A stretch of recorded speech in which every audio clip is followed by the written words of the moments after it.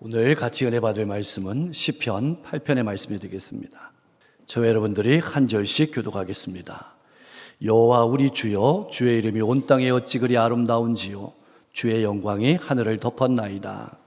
주의 대적으로 말미암아 어린아이들과 젖먹이들의 입으로 권능을 세우시며 이는 원수들과 보복자들을 잠잠하게 하려 하심이니이다. 주의 손가락으로 만드신 주의 하늘과 주께서 베풀어 두신 달과 별들을 내가 보오니 사람이 무엇이기에 주께서 그를 생각하시며 인자가 무엇이기에 주께서 그를 돌보시나이까. 그를 하나님보다 조금 못하게 하시고 영화와 존귀로 관을 씌우셨나이다.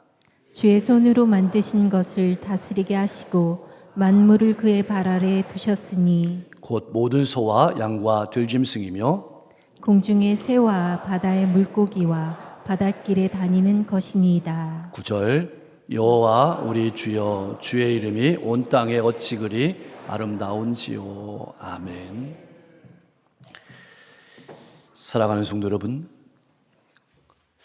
무거운 질문일 수도 있고 마주하기 싫은 질문일 수도 있습니다. 그러나 우리가 반드시 던져야만 되는 질문이 있습니다. 여러분이 살아가는 이유는 무엇입니까? 무엇 때문에 밥을 먹고, 무엇 때문에 공부를 하고, 무엇 때문에 일하십니까? 우리가 이 세상에 존재하는 이유는 무엇일까요? 아니, 하나님께서 우리를 무엇 때문에 창조하시고, 무엇 때문에 구원하시고, 무엇 때문에 우리를 이 자리로 부르신 것일까요? 그것은 하나님께서 어떤 분이신지 우리의 삶을 통해서 나타내기 위함입니다. 본문 말씀은 우리의 존재 이유가 하나님을 찬양하는 것이라고 선포합니다. 내가 밥을 먹고 열심히 공부하고 열심히 일하면서 이 세상을 살아가는 이유가 하나님을 찬양하는 것임을 잊지 말라고 기록한 것입니다. 나는 내 삶이 하나님을 나타내는 도구임을 알고 가정과 일터와 이웃 가운데서 살아가고 있습니까? 그렇다면 다음 질문은 나는 어떤 찬양을 하나님께 올려드리고 있습니까?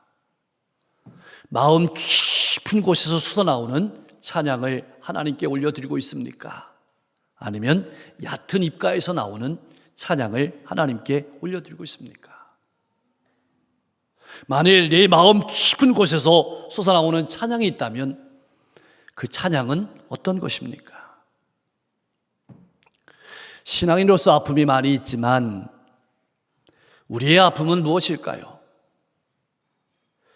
열심히 봉사하고 헌신했는데 인정받지 못하는 아픔도 있을 것입니다. 교회의 공동체에서 관계 가운데 겪는 실망의 아픔도 있을 것입니다. 그러나 신앙의 더 본질적인 아픔은 우리의 삶 가운데서 기쁨과 즐거움을 잃어버린 것입니다.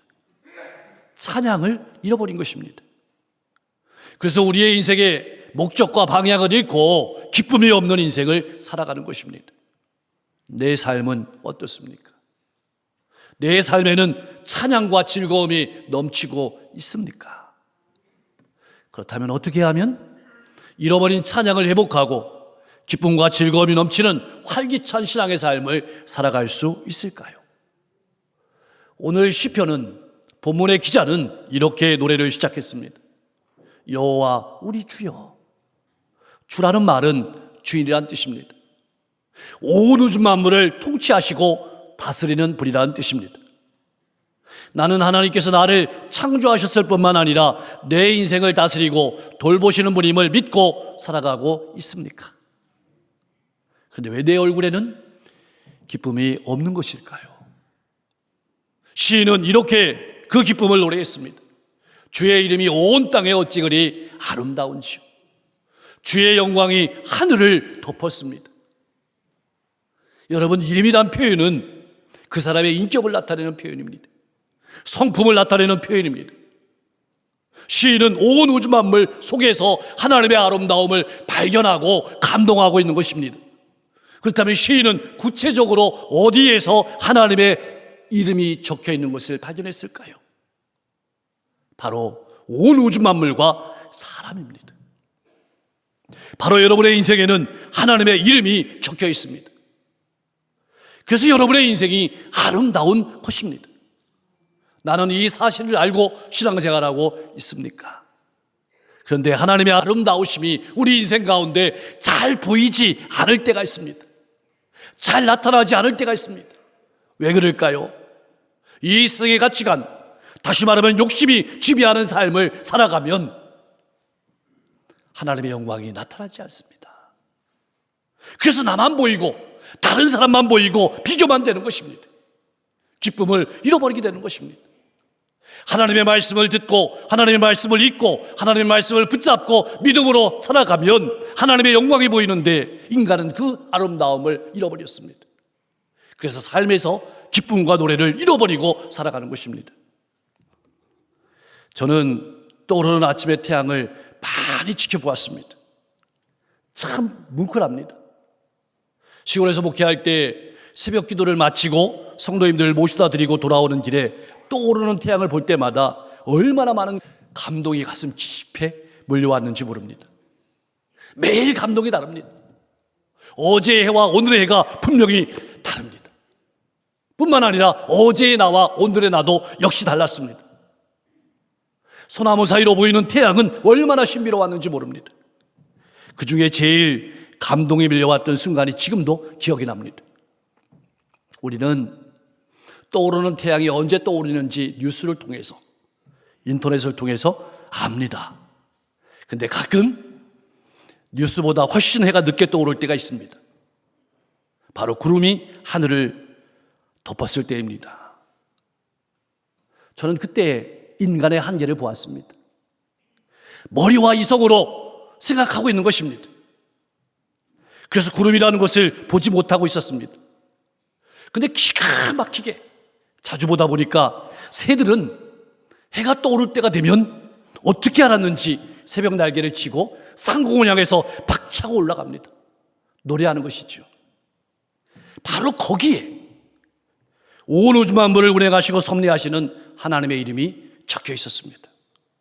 사랑하는 성도 여러분, 우리도 새들처럼 머리와 이성이 아닌 가슴으로 하나님을 찬송하며 하나님의 이름을 높여드리는, 하나님의 이름으로 덮인 삶을 살아갈 수 있기를 소망합니다.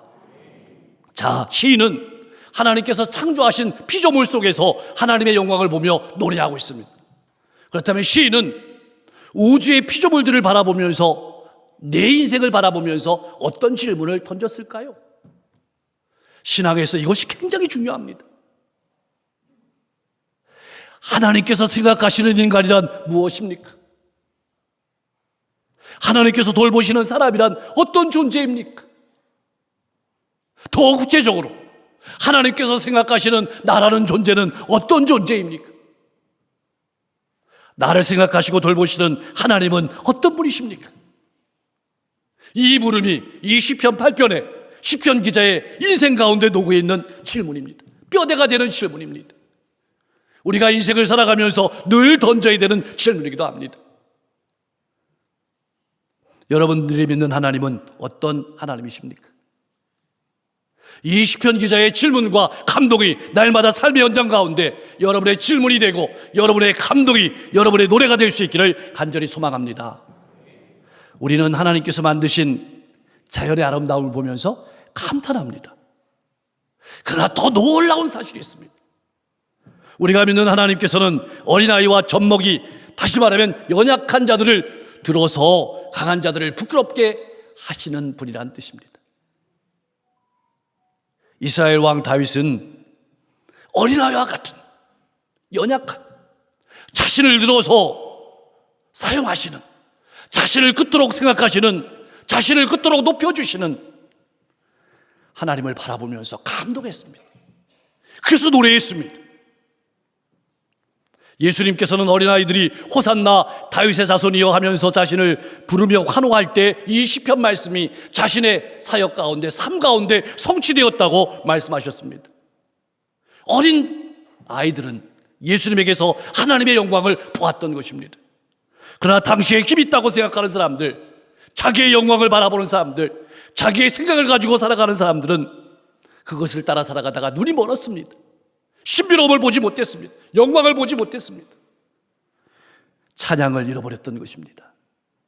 그러므로 사랑하는 성도 여러분, 조금 부족하다고, 조금 연약하다고 낙심하지 마십시오.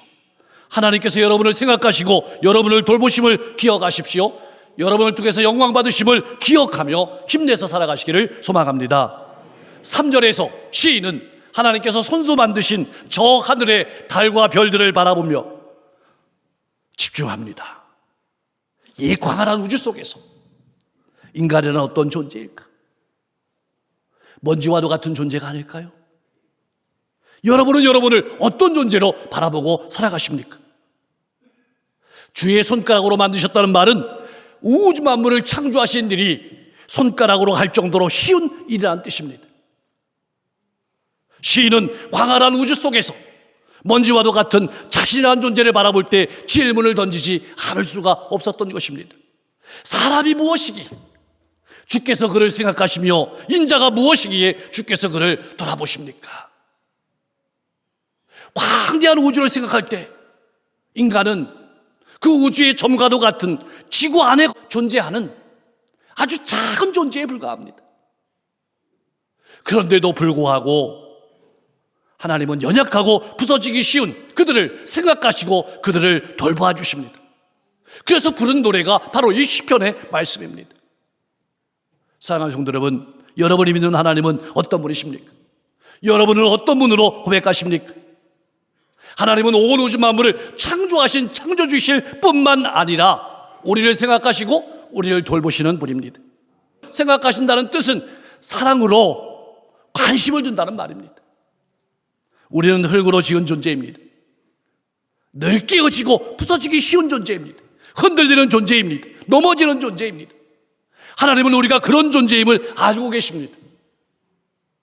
우리의 연약함을 생각하고 계십니다. 그리고 돌보신다는 뜻입니다. 돌보신다는 말은 찾아오시고 우리와 함께 하시고 우리를 세워가신다는 뜻입니다. 그것이 성경의 말씀입니다. 하나님께서는 신음하는 이스라엘 백성들을 알고 계셨습니다. 보고 계셨습니다. 그들의 신음소리를 듣고 계셨습니다. 그들의 기도를 들으셨습니다. 그리고 모세를 보내셔서 이스라엘 백성들에게 하나님의 말씀을 주셨습니다. 그것은 하나님께서 이스라엘 백성들을 잊지 않으신다는, 하나님께서 그들을 기억하고 계신다는, 하나님께서 그들을 돌보신다는 말씀이었습니다. 시편 139편에서 시편 기자는 하나님께서 나를 너무나도 사랑하실 뿐만 아니라 나를 위한 놀라운 계획을 가지고 계심을 노래했습니다. 알려주었습니다. 사도 요한은 하나님께서 독생자를 우리에게 보내주셨고 십자가에서 자신을 내어 주심으로 우리를 구원하셨을 뿐만 아니라 연약한 우리가 믿음의 길을 가다가 넘어지고 실망하고 좌절하고 낙심할까 봐 성령님을 보내주셔서 우리를 돌보신다는 사실을 증언하고 있습니다. 이렇게 우리를 사랑으로 창조하시고 우리의 아픔을 아시고 찾아오시고 우리를 구원하실 뿐만 아니라 우리를 생각하고 돌보시는 분이 바로 우리가 믿는 하나님이십니다. 우리가 바라볼 때 광활한 우주에서 우리는 정말 보잘것없는 존재입니다. 그런 우리를 창조하실 뿐만 아니라 우리를 사랑하시고 영화와 존귀로 관을 씌워주셨습니다. 영화와 존귀는 동시에 언어입니다. 다시 말하면 만물을 다스리고 정복할 자로 세우신 것입니다. 6절에서 8절 말씀은 그 살떨리는 고백이 기록되어 있습니다. 인간은 자연의 아름다움에 비교해 볼 때 너무 하찮은 존재로 보일 수 있습니다. 그러나 우리는 하나님의 형상대로 취임을 받고 영화와 존귀로 간을 씌우신 존재임을 잊지 말아야 합니다. 다시 말하면 하나님의 관심은 여러분입니다. 하나님의 영광은 여러분을 통해서 나타난다는 뜻입니다. 인간적인 관심으로 바라볼 때, 인간적인 조건으로 바라볼 때 나는 아무것도 아닌 존재입니다. 그러나 하나님께서 보실 때 여러분은 영광스러운 존재입니다. 여러분은 하나님의 영광을 나타낼 통로임을 잊지 마시고 힘내서 살아가시기를 소망합니다. 그렇게 하나님은 만물을 우리 발 아래 두셨습니다. 발 아래 두었다는 말은 짓밟으라고 지배하라고 그러는 것이 아니라 맡기셨다는 뜻입니다. 위임하셨다는 뜻입니다. 다스리게 하셨다는 뜻입니다. 다스린다는 말은 세상 왕이 다스리는 것 같은 다스림이 아닙니다. 성경에서 다스림은 그런 다스림이 아닙니다. 예수님께서 보여주신 다스림입니다. 예수님께서 우리에게 하셨듯이 그렇게 다스리라고 말씀하시는 것입니다. 하나님이 인간의 몸을 입고 이 땅에 오신 것처럼 낮은 자리로 가는 것입니다. 예수님이 허리에 수건을 두르시고 제자들의 발을 씻기신 것처럼 허리에 수건을 두르고 발을 씻기는 것, 바로 이것이 다스리는 것입니다. 이렇게 자연과 이웃을 내 몸처럼 아끼고 사랑하는 것이 바로 다스리는 것입니다. 하나님께서 그 사명을 우리에게 맡겨주신 것입니다. 누가복음 22장 29절 30절 말씀에서 이렇게 예수님이 말씀하십니다. 내 아버지께서 나라를 내게 맡기신 것과 같이 나도 너희에게 맡겨서 내 나라에서 내 상에서 먹고 마시며 또는 보좌에 앉아 이스라엘 12지파를 다스리게 하려 하노라. 이 다스림의 대상 가운데 가축과 들짐승이 있습니다. 공중의 새와 물고기, 모든 바다의 생물도 여기에 포함됩니다. 그러므로 우리가 자연을 함부로 대하는 것은 하나님의 영광을 가리는 행위입니다. 하나님께서 우리를 사랑으로 창조하시고 생각하시고 돌보시는 것처럼 우리도 만물을, 우리도 이웃을 그렇게 아끼고 사랑하고 사랑으로 잘 돌봐야 한다는 말입니다. 하나님께서 우리에게 주신 은혜와 사랑은 바로 창조 질서를 잘 보존하고 지키고 돌보라고 우리에게 주신 것임을 잊지 마십시오. 오늘 이 말의 깊은 의미는 하나님께서 우리를 통해서 하실 일이 있음을 나타내는 겁니다. 그리스도 예수 안에서 하나님께서 우리에게 주신 은혜와 사랑을 가지고 이웃과 자연을 섬기는 자로, 하나님을 노래하는 자로, 하나님의 영광을 나타내는 자로 살아가라고 우리를 이 자리에 불러주신 줄로 믿습니다. 어떤 사람들은 우리가 살아가는 자연과 우주를 바라보면서 하나님은 없다고 말합니다. 근데 오늘 본문의 기자는 똑같은 자연과 우주를 바라보면서 이렇게 찬양합니다. 인간이 무엇이기에 이렇게까지 은혜와 사랑을 베푸십니까? 여러분은 어떻게 고백하십니까? 여러분은 어떻게 찬양하십니까? 시인은 9절에서 다시 찬양을 올려드립니다.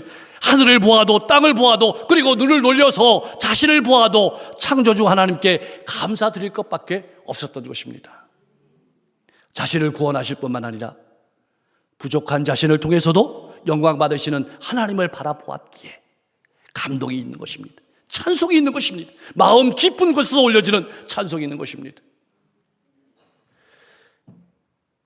사실 요즘 우리 시대를 바라보면 사람에게 소망을 두었습니다. 사람이 주인이 되어버렸습니다. 그것이 가치관입니다. 그래서 복음의 가치관이 무너진 이 세상 속에서 예수 안에서 여전히 우리를 사랑하시고 돌보시는 하나님을 기억하고 살아간다는 것은 우리의 본질을 회복하는 것입니다. 어린이와 젖먹이가 부르는 찬양처럼 하나님을 찬양하며 승리하는 삶을 살아가는 성도가 될 수 있기를 소망합니다. 이 시편 말씀은 더 나아가서 우리를 예배의 자리로 초청하는 강력한 초청장입니다. 우리의 제일 되는 목적이 하나님께 영광을 올려드리는 것이고 그것이 제일 우선되는 일이기 때문입니다. 그래서 이 시편 8편은 하나님께 대한 찬양으로 시작하고 하나님께 대한 찬양으로 마무리합니다. 여러분이 아침을 여는 그 순간이 하나님께 찬양으로 시작하고 주무실 때 찬양으로 끝나는 인생이 될 수 있기를 소망합니다. 하나님께서는 그러한 삶으로 우리를 부르시고 기쁨과 감동 있는 삶을 살아가기를 원하십니다. 사랑하는 성도 여러분, 여러분의 삶은 어떻습니까? 너무 삶에 바빠서, 너무 세상살이에 바빠서 하나님을 잊고 살아가는, 하나님을 외롭게 해드리는 삶은 아닙니까? 일주일 내내 사람만 보이는 삶은 아닙니까? 이 가을 자연과 만물을 돌아보면서 하나님의 영광을 볼 수 있기를 소망합니다. 하나님께서 나를 창조하셨을 뿐만 아니라 나를 얼마나 사랑하시는지 머리가 아닌 가슴으로 느낄 수 있기를 소망합니다. 예수님께서 제자들을 향해서 이렇게 말씀하셨습니다. 마태복음 6장 25절 26절 말씀입니다. 우리 같이 한번 고백하겠습니다. 그러므로 내가 너희에게 이르노니 목숨을 위하여 무엇을 먹을까 무엇을 마실까 몸을 위하여 무엇을 입을까 염려하지 말라. 목숨이 음식보다 중하지 아니하며 몸이 의복보다 중하지 아니하냐. 공중의 새를 보라. 심지도 않고 거두지도 않고 창고에 모아들이지도 아니하되 너희 하늘 아버지께서 기르시나니 너희는 이것들보다 귀하지 아니하냐. 아멘. 여러분 잊지 마십시오. 나를 사랑하셔서 나를 창조하시고 구원하시고 나와 언제나 함께 하시는 하나님이 나를 지키시고 돌보신다는 사실을 깨달아 알면 저절로 감사와 찬양이 터져나옵니다. 그 감사와 찬양을 통해서 하나님은 영광 받으시는 것입니다. 하나님 앞에서 여러분 나를 새롭게 발견하십시오. 나를 통해서 영광 받으신다는 그런 하나님 아버지의 마음을 깨달아서 날마다 기쁨과 찬양이 넘치는 삶을 가정에서도 일터에서도 학교에서도 이웃에서도 살아가며 하나님을 높여드리는 여러분과 제가 될 수 있기를 주님의 이름으로 간절히 축원합니다. 기도하겠습니다. 내 삶에는 하나님의 이름이 적혀 있음을 알고 믿음으로 살아가게 하여 주시옵소서. 내 마음과 내 욕심을 따라 찬양을 잃어버리는 삶이 아니라 하나님의 말씀을 따라 하나님의 영광을 드러내고 찬양하는 인생이 되게 하여 주시옵소서. 나를 너무도 사랑하시고 생각하시고 돌보시는 하나님을 기억하며 힘을 내서 살아가게 하여 주시옵소서. 내게 맡기신 이웃과 자연은 아끼고 사랑하며 섬기며 창조 질서를 보존하며 살아가게 하여 주시옵소서. 매주일 가슴이 떨리는 예배가 되게 하시고 매일매일이 삶이 이웃 가운데서 직장과 학교 가운데서 찬송이 넘치는 삶을 살아가게 하여 주시옵소서. 환절기에 우리 모든 성도님들 영육간에 강건케 하시고 또 오늘 오후 2시에 한국교회가 같이 기도하고 있습니다. 새로워지는 계기가 되게 하시고 교회로서의 본질, 성도로서의 본질을 다시 한번 점검하고 미래를 향해서 힘차게 나아갈 수 있도록 역사해 주시옵소서. 어려운 이웃들을 사랑으로 돌볼 수 있게 도와주시고 특별히 지구 곳곳에 많은 아픔들이 있습니다. 전쟁과 기근과 재해와 분열이 있습니다. 전쟁이 그치고 더 이상 생명을 잃지 않도록 지켜주시며 회복의 역사를 주실 뿐만 아니라 화목하고 화평하고 평화할 수 있도록 인도해 주시옵소서. 하나님, 병석에 눈 한우들, 마음과 인생의 고통과 아픔이 있는 성도들, 하나님 그 아픔의 자리 가운데, 그 침대의 자리 가운데 찾아가 주셔서 그 아픔을 만져주실 때 호흡이 편안하고 잠이 편안하고 입맛이 돌고 삶의 기쁨과 즐거움이 가득하게 하여 주시옵소서. 인생의 문제들이 해결되게 하시고 하나님 그 앞길에 시온에 들어가 활짝 열려줄 수 있도록 인도해 주옵소서. 복음을 들고 한 영혼 한 영혼에게 다가가시는 선교사님들의 발걸음을 기억하시고 저들이 가는 곳마다 복음으로 수많은 영혼들이 생명을 얻고 주님께 돌아오게 하시고 믿음으로 건강하게 설 수 있도록 역사해 주시옵소서. 우리 성도들이 남은 10월도 잘 마무리하게 하시고 간절히 눈물 뿌려 기도하는 기도의 제목들이 하나님의 뜻 가운데서 풍성한 열매 줄 수 있도록 축복해 주시옵소서. 하나님의 자녀로 성숙한 그리스도인으로서 건강하고 복된 삶, 찬양이 넘치는 삶을 살아가는 한 주가 될 수 있도록, 인생이 될 수 있도록 역사해 주시옵소서. 예수 그리스도의 이름으로 간절히 기도하옵나이다.